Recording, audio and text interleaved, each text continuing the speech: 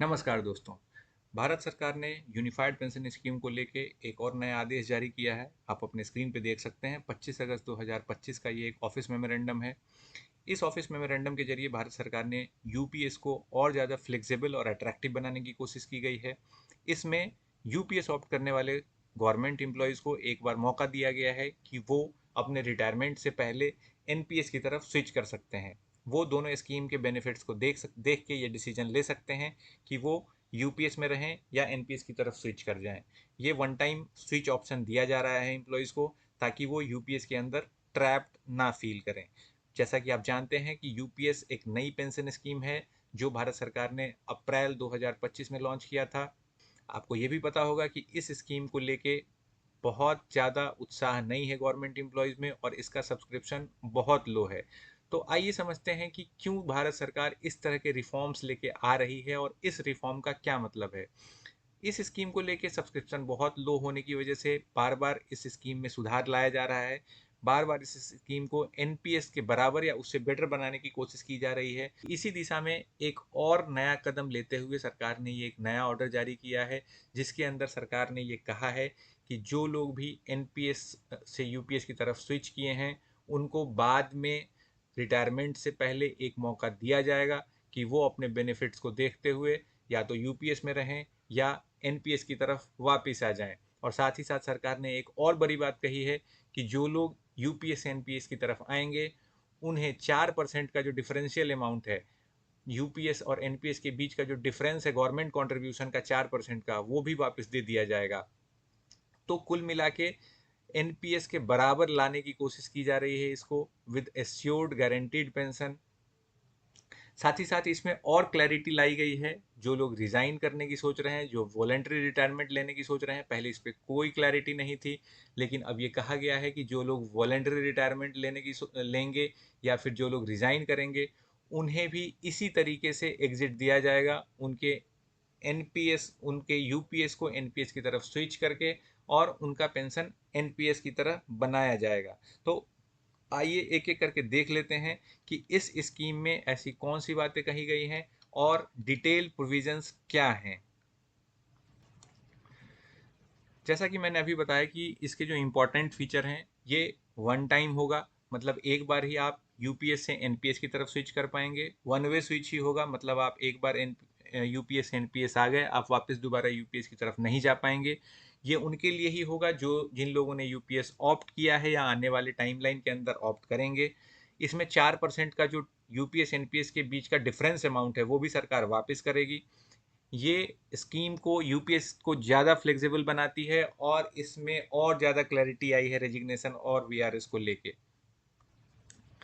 अगर हम इनके टाइमलाइन की बात करें, मतलब कब कोई सेंट्रल गवर्नमेंट एम्प्लॉय यूपीएस से वापस एनपीएस की तरफ आ सकता है, उसकी जो समय सीमा तय की गई है वो आप स्क्रीन पे देख सकते हैं। अगर कोई सुपर एनुएशन का केस है, मतलब कोई सेंट्रल गवर्नमेंट एम्प्लॉय 60 ईयर्स तक सर्विस पूरा करके और सुपर एनुएट हो रहा है, तो उसे अपने सुपर एनुएशन से एक साल पहले तक ये ऑप्शन एक्सरसाइज करना पड़ेगा। मतलब रिटायरमेंट के एक साल से पहले वो चाहे तो यूपीएस से एनपीएस की तरफ स्विच कर सकता है। अगर वॉलेंटरी रिटायरमेंट का केस है तो वॉलेंटरी रिटायरमेंट के दिन से 3 महीने पहले तक वो स्विच कर सकता है यूपीएस से एनपीएस के केस में।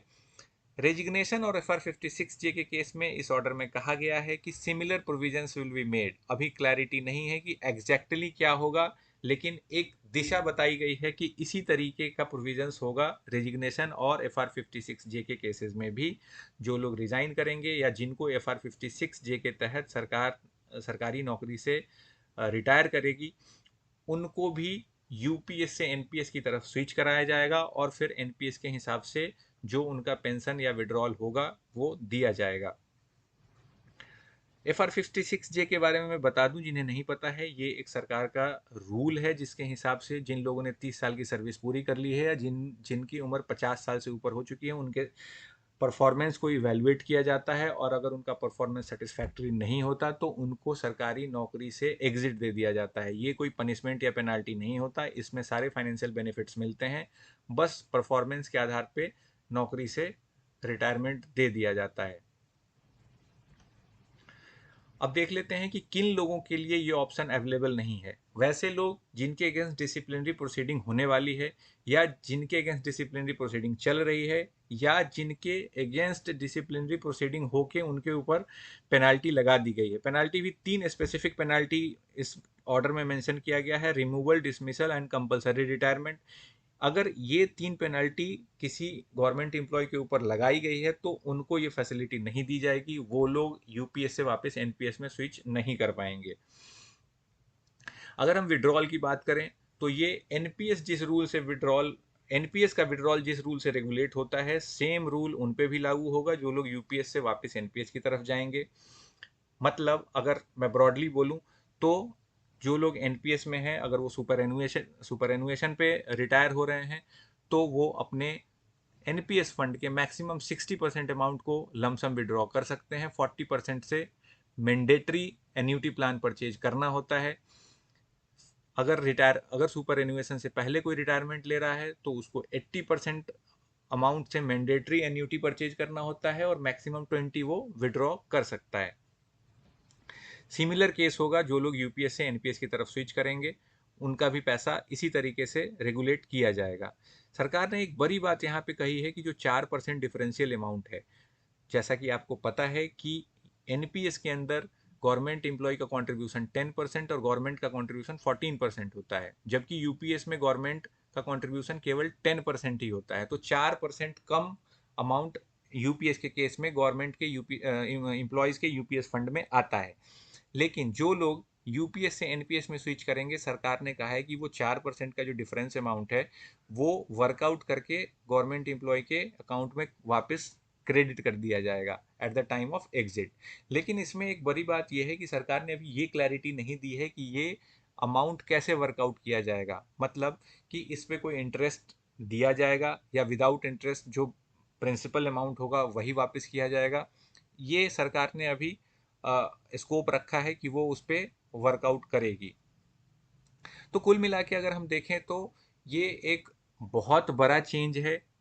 इस ऑर्डर के थ्रू सरकार ने यूपीएस को और ज़्यादा फ्लेक्सिबल, अट्रैक्टिव और क्लैरिटी के साथ प्रेजेंट किया है, ताकि ज़्यादा से ज़्यादा लोग इसको सब्सक्राइब करें। अगर आपको ये वीडियो अच्छा लगा, आपको ये कंटेंट पसंद आया, तो हमारे चैनल को सब्सक्राइब करें, वीडियो को लाइक करें और शेयर करें। Thank you.